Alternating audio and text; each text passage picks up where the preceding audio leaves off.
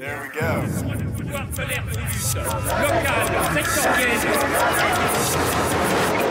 L'hebdo-parleur, 7 jours de lutte dans le viseur. Cette semaine, dans l'hebdo-parleur, on se lève et on casse des bouches. Et dans ton scénar là, la petite Adèle, tu la fais pas trop parler, ok? Ouais, c'est vrai, t'as raison. Déjà que son agent, il veut me la vendre une blinde, c'est n'importe quoi. Quel fils de pute celui-là. Les petites rebelles en son genre, ça vaut rien. Elle ouvre trop sa gueule. Ouais, t'as raison. Tu sais ce que je vais faire d'ailleurs? Je vais lui couper toutes ses répliques. Ouais, tu me rajoutes une scène de cul ou deux là. Les rebelles, c'est meilleur quand ça se fait dominer. Vous savez qui sont ces deux tocards ? Deux éminents représentants de la grande famille du cinéma. Des Césars, des Oscars, des bars plaqués hors plein les étagères de leur bureau de Cupla. Je dis Cupla parce que aujourd'hui on leur a pelé ce qu'il leur restait de fion à l'économe. C'est une bien belle histoire, vous allez voir. Nous sommes les 49.3, ou la véritable histoire du cinéma français. Elle, c'est Sarah, l'actrice des quartiers pop qui a percé parce qu'elle est blanche comme un cul. Mais ça va, elle joue bien quand même. Voilà, moi j'ai pas pu aussi m'empêcher de penser aux Gilets jaunes quand j'ai fait ce film, et parce qu'on l'a tourné à Roubaix, qui est une ville avec une très grande pauvreté. J'en ai même pleuré en fait. Il y a eu une répression de ce mouvement alors qu'il y avait une colère qui était saine et légitime. Elle, c'est Aïssa. Elle a percé plutôt parce qu'elle est noire. Après quelques rôles de bonasse, quelques rôles d'esclaves sexuels, plus ou moins, voilà. Elle a décidé de monter au front pour défendre les meufs sûres de ce métier. Vraiment, elle est classe. 12, comment on dit, beurre, black, noache, beurette. Bon, appelez-nous comme vous pouvez. Nous, on a survécu au whitewashing, on a survécu au blackface, n'est-ce pas, Florence? On a survécu aux tonnes de rôles de dealers, de femmes de ménage à l'accent boina. On a survécu à tous les rôles de filles hyper sexualisées. Et en fait, on voudrait vous dire, on ne va pas laisser le cinéma français tranquille. Donnez-moi un verre d'eau, je suis en train de me dessécher là en fait. Et moi? Moi c'est Adèle. J'ai percé récemment à la télévision dans un rôle où je casse la bouche de tout le cinéma pédophile français. Mon meilleur coup. Mais je pense que c'est important qu'on soit là en fait. Je sais pas, on est un peu tendu, je dirais quand même. Oh la honte. L'Académie des Césars, elle est vraiment obligée de donner le prix de la réalisation à Roman Polanski. Je sais pas moi, il y avait les meilleurs costumes, la meilleure musique, le meilleur sound design. Enfin, le travail des gens qui ont fait le film, quoi. Europe 1. À 8h16, vous recevez Bernard Poiretz, le ministre de la Culture, Franck Riester. Monsieur Riester, bonjour. Bonjour. Roman Polanski, c'est très difficile, très compliqué, parce qu'il y a un doute. D'abord, il fuit la justice américaine. De nombreuses femmes ont dit qu'elles avaient été agressées par lui.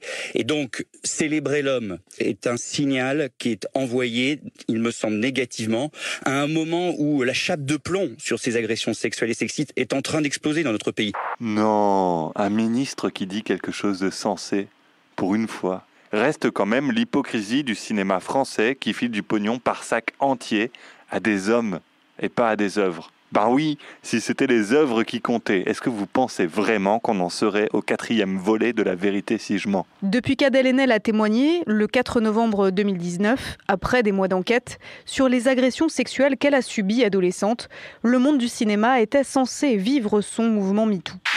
D'ici la fin du tournage, je t'ai sauté. Un électro à une comédienne, 2 semaines avant le viol. Tu peux mettre un pull. Mes gars sont loin de chez eux depuis quelques semaines et ça les déconcentre de te regarder perché en t-shirt. Un chef opérateur a une perche woman. Il lui a redit 3 fois et a fini par aller en parler à l'ingénieur du son. Je comprends bien pourquoi ça t'a énervé, mais la prochaine fois, règle ça avec le type. En parle pas. Ça fout une mauvaise ambiance dans l'équipe. Du chef d'écho à l'assistante d'écho, sur un tournage où 2 hommes aux postes importants parlaient régulièrement de son cul devant toute l'équipe, la sifflaient quand elle arrivait. Non mais je suis pas bourré, touche pas mes seins s'il te plaît. Tout va bien ici? Ouais, c'est ça, tout va bien, casse-toi là. Ok. Moi. Bonne fin de soirée. Allez, viens par là. Allez, t'es joliment dans ma voiture. Allez, je sais que t'en as envie, viens. Allez, viens par là. Touche pas les seins, Tiens, viens par ici, connard. C'est pas toi le perchiste qui viole les meufs sur les tournages? Ouais, je savais bien que je connaissais ta gueule.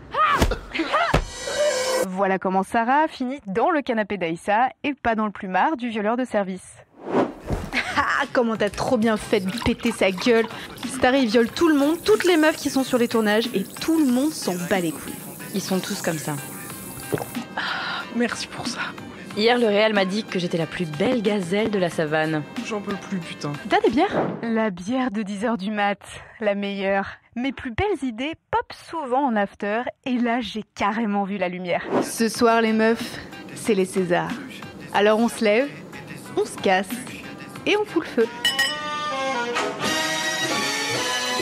On est là, même si Polanski vient pas, nous on est là.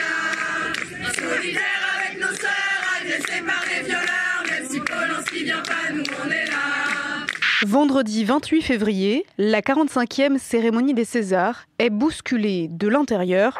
Bonsoir mesdemoiselles, bonsoir mesdames, et si, il en reste. Bonsoir messieurs. Peut-être ils ont un bracelet électronique. Bon, eh bien, écoutez, bienvenue, hein, bienvenue à la dernière, à la 45e. À la 45e cérémonie des Césars. Je suis très heureuse d'être là. Enfin, très heureuse. Non, c'est pas le mot qui prédomine. Le César de la meilleure réalisation a été attribué à Roman Polanski, le cinéaste franco-polonais, cinéaste de J'accuse, provoquant l'ire d'une partie de la salle. L'actrice Adèle Haenel a notamment quitté la salle, suivie par toute l'équipe du portrait de la jeune fille en feu. Coup de tonnerre donc. Vive la pédophilie! Bravo la pédophilie! Bravo! Et à l'extérieur.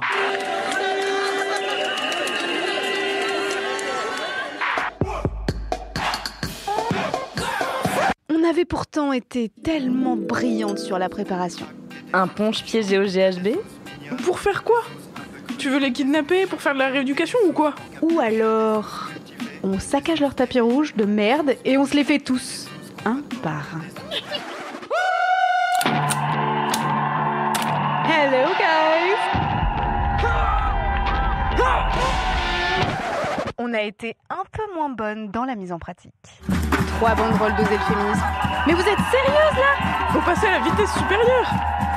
Eh les meufs, regardez ça. Ouais, la grande famille du cinéma. Ils sont toute une armée, putain. Ok, temps de se casser, je crois. Alors bizarrement cette année, contrairement à il y a 4 ans, j'ai reçu beaucoup de messages de soutien. Frédéric Becbédé au micro d'Europe 1. La cérémonie des Césars a confirmé, de façon particulièrement répugnante, tout ce que je dénonce dans mon livre sur le rire dictatorial. Une soirée qui devrait être un hommage au cinéma est devenue un festival de stand-up pitoyable, une meute de hyènes en roue libre. La hyène ne ricane pas pour se moquer, mais simplement pour s'exprimer. Chaque hyène a un rire qui lui est propre. Je savais que Florence Foresti était très drôle, mais je ne savais pas qu'elle était, comment dire... Procureur ? Ouais, qu'elle était comme ça, comme elle a été ce vendredi soir, je savais pas qu'elle pouvait... T'es vraiment révolté. Alors, il faut pas y aller. Laissez-nous tranquilles faire nos fêtes de puissants, très riches, et ne nous embêtez pas. Vous, les féminazis, toutes procureurs, un véritable torrent de boue qui n'arrête pas de s'écouler. Parallèlement, le hashtag « Je suis une victime » envahit les réseaux sociaux. Quand on a appris que Polanski avait eu donc le César du meilleur réalisateur, c'était juste le message le plus violent qui pouvait être donné à toutes les femmes qui se débattent avec le deuil d'un viol. Peu importe l'âge à laquelle tu l'as subi, toute ta vie s'en retrouve détruite. Moi, mon histoire, c'est que j'ai été abusée quand j'avais 8 ans, lors d'un voyage scolaire. Et quand je dis abusée, c'est qu'il y a eu pénétration. C'est-à-dire que je me suis souvenue que j'avais eu le corps d'un homme sur moi. Je me souviens avoir vu les autres petites filles de mon dortoir. Alors oui, savoir qu'un violeur peut être récompensé de plusieurs Césars et réaliser ses films tranquillement ne me laisse pas indifférente. Il n'y a pas de dissociation, l'homme et l'artiste. Si c'était votre fille, si c'était votre mère, si c'était votre sœur, est-ce qu'il y aurait une dissociation de l'homme et l'artiste ? À l'approche du 8 mars, la journée internationale des droits des femmes, les actions se font plus radicales. C'est important d'avoir un moment de revendication entre nous, où on est là, on est dans la rue, et ça fait vraiment beaucoup de bien. Je pense qu'il faut se réapproprier la rue, c'est toujours les maxis qu'on entend le plus. Et je pense que ce soir, c'est important qu'on puisse s'exprimer comme on l'entend, sans avoir un type pour nous dire genre vous desservez votre cause. Heureusement qu'elles sont là, parce que dimanche, j'ai l'impression qu'on risque de se faire un peu chier. Même la manif pour tous a prévu de venir, c'est vous dire. J'y crois pas, ces fils de pute sont tous après nous. Arrête de dire fils de pute. Il y a plein d'autres insultes non homophobes à ta disposition. Tu vois, il y a pelle à merde, balai à chiottes, raclure de placenta. On se réveille là. C'est pas le moment de pleurnicher parce que si on ne trouve pas vite une solution, c'est nous qui allons nous faire éclater. Qu'est-ce que tu veux faire? On a déjà essayé au César, personne n'a suivi. Dans une bonne histoire, il faut toujours un bon mentor. Un bon vieux à barbe qui te montre la voie. Sauf que nous, c'est pas tout à fait un vieux qui a répondu à nos prières. Laissez-moi vous présenter le zombie de Louise Michel. Avec 2 gigantesques katanas. Vraiment très grands, les katanas. Très très grands. Des banderoles? Des manifs, Bastille, Nation?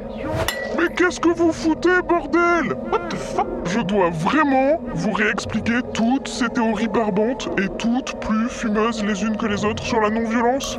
Je pensais qu'en 1 siècle et demi, vous aviez dépassé le stade militante de base. Mais non, on y retourne. Il paraît que la pédagogie, c'est l'art de la répétition. Là, tu parles des manifestations contre la réforme des retraites. Dans ces manifestations, il y a des cortèges de têtes qui se forment. Nous, on a observé de plus en plus de femmes, en tout cas, qui rejoignent les cortèges de tête. Comment tu le perçois, ça, que des femmes prennent la tête des cortèges? Tant mieux. Je crois qu'il y a le rapport de force, quand même, à force de se battre, de s'imposer, de faire aussi l'outil de la non-mixité, mine de rien, de se former entre nous aussi. Donc tant mieux si maintenant il y a plus de femmes en cortège de tête. Après, j'ai l'impression que c'est dommage, mais que les modèles d'action restent très virilistes et machos. Et c'est pas mon truc. Mais je trouve ça bien qu'elles se sentent légitimes et qu'elles puissent aussi exprimer leur colère comme ça, parce qu'il s'agit de ça avant tout aussi, de tout ce que tu encaisses et que tu dois intérioriser et que tu deviens folle ou malade avec toutes ces conneries. Et donc, sortez la violence. Elle, c'est Audrey Chenu, prof, autrice, activiste, qui parle comme personne de la violence dans les mouvements féministes. Dans la vie, j'ai pas envie de faire de pédagogie, quoi. En tout cas, surtout pas. Mais aussi, ce que j'ai compris en non-mixité, donc quand je suis arrivée dans le milieu féministe lesbien à la Barbare et que j'avais pas compris avant, c'est que du coup, à l'époque, je travaillais dans l'animation, j'animais beaucoup avec les enfants, des scènes slam, tout ça en mixité. Et en fait, une ancienne m'a fait remarquer que je donnais toute mon énergie à des garçons, à des hommes. Et en fait, je ne m'étais pas rendu compte forcément de ça.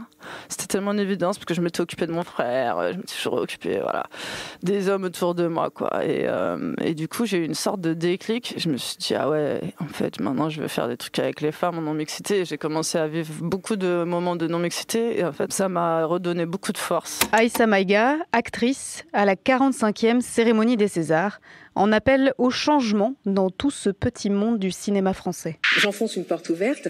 Toute la société, n'est-ce pas, monsieur, sur votre téléphone portable? Je sais que vous êtes concernés aussi.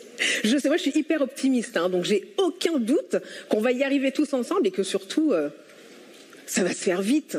Ce que soulève Aïssa Maïga, ce n'est pas juste une histoire de rôle, mais ce qu'il y a derrière ces rôles. Qui s'occupe de nettoyer les chambres, de nettoyer les poubelles, de nettoyer les déchets, la merde ou le sang des autres, et ces autres, qui sont-ils en fait? Quelles sont-elles? C'est pas seulement la question de l'empathie, de la sollicitude, etc. C'est la question d'une division du travail sexuelle et raciale, et qui construit quelque chose comme une norme de la féminité. Il faut de façon urgente en fait prendre en considération que les violences sexuelles, les féminicides sont le paroxysme de la violence, mais que cette violence, en fait, c'est une violence sociale, c'est une violence capitaliste. Et c'est en ce sens que le féminisme peut être considéré aussi comme une pensée extrêmement radicale, finalement. C'est une pensée radicale parce que ça touche à l'espace privé, ça touche à l'intimité, ça touche à la sexualité, ça touche à l'hétéronormativité. Pour que ces normes se reproduisent, eh bien, il y a une classe de femmes qui est effectivement complètement invisibles, qui produisent du travail invisible et qui sont la condition matérielle pour cette morale bourgeoise. Justice, mon cul! C'est l'heure de notre justice! Pour nos sœurs, pour nos mères, pour les trans, pour toutes les violées et les battues! Non, je sais de quoi ça a l'air. Un genre d'exécution en place publique, façon un peu razzia médiévale, avec des chaînes. Et pourquoi on n'a pas fait ça d'ailleurs? Enfin bref, on a juste fait monter les artistes sur la scène. Sans trop leur demander leur avis, c'est vrai. Mais bon, ils nous ont demandé notre avis à nous. Monsieur Becbédé? Oui, bonjour. Vous avez un colis. Non, pitié, non! Allez, viens par là. Nicolas Bedos. Bonjour monsieur, c'est votre chauffeur Uber. Bonjour. Monsieur Dujardin, oui, c'est pour le recensement annuel. J'écoute.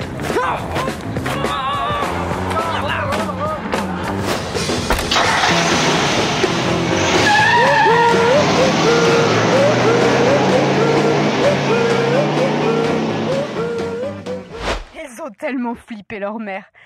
Mais on leur a rien fait, hein, juré. On les a juste fait un peu flipper. Et puis, hop, on les a mis au dos. Bah oui, faut bien payer sa dette un jour. Non. Question toute bête, est-ce que vous savez ce que vous allez faire le 8 mars prochain? Défiler à Marseille. Et puis, juste réfléchir à cette idée de Black Bloc dans le cortège féministe. S'il y a bien un mouvement où il serait tellement compréhensif qu'il passe à la violence radicale et insurrectionnelle, c'est bien le féminisme. L'hebdo-parleur, c'est fini pour aujourd'hui. On se retrouve la semaine prochaine pour un nouvel hebdo. D'ici là, vous pouvez écouter toutes nos émissions, nos entretiens, nos reportages sur le site radioparleur.net et sur toutes les bonnes applis de balado-diffusion. Allez, salut. Allez, salut. Roman Polanski. Oh, je voudrais faire du cinéma. Mais est-ce que j'aurai ce qu'il faudra? On m'a dit, mon garçon, ça roulera pour toi. Dans ce métier, une paire de couilles, c'est mieux qu'une bonne caméra. Mais c'est pas suffisant pour tourner dans la cour des grands. On m'a dit, mon garçon, ça fait pas tout le talent. Il faudrait que tu te mettes à violer des enfants. Mais j'ai pas le temps ni l'envie, pas comme Roman Polanski. Non, j'ai pas le temps ni l'envie, pas comme Roman Polanski.